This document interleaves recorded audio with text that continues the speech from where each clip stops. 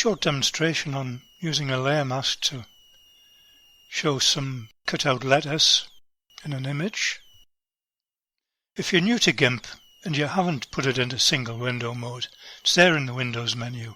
Strongly advise you to use single window mode. Files and open a file. I've got two here and they're different sizes. You either need to resize them before you start or you can do it during you start. This one's a lot smaller, but I'm going to use it as the background. So there it is as the background. Now if I go to File, Open as Layers, I can choose that other image, the larger one, open that.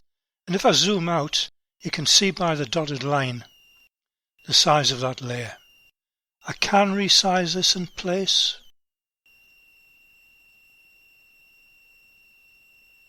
Tick or untick the link between height and width to suit. I've got it unticked there.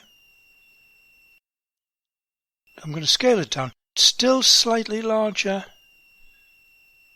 than the canvas size. Doesn't really matter for this. I'll leave it. Demonstrating the layer mask. So layer mask, by default you get a white one.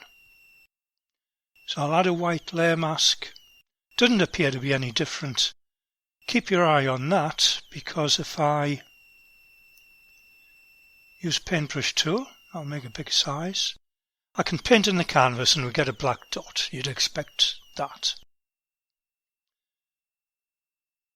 If I click in the layer mask to make it active, I can paint in the layer mask and that'll make a hole through to the layer below.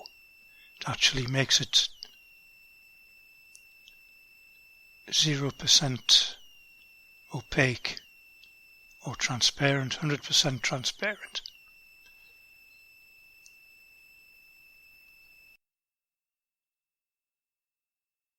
We can of course remove a layer mask in the menu system like that, because now I'm going to put in some text. And it's no use using a thin text for this. You need something on the beefy side. I'm going to use this one because I'm just going to use two letters. Size them up to fit.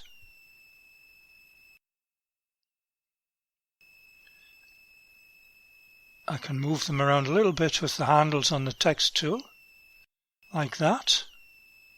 Or I can use the move tool and move the text layer around to suit.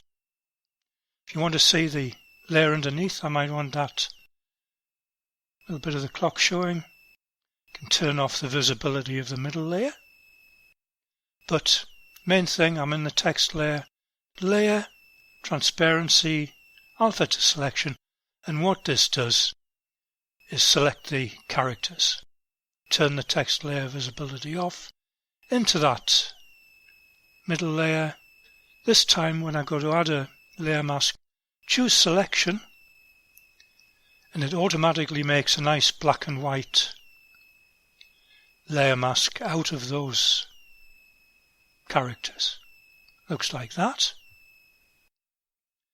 Want it the other way around? Well, in the colours we can invert the colours, and of course what was white is now black and what was opaque is now transparent.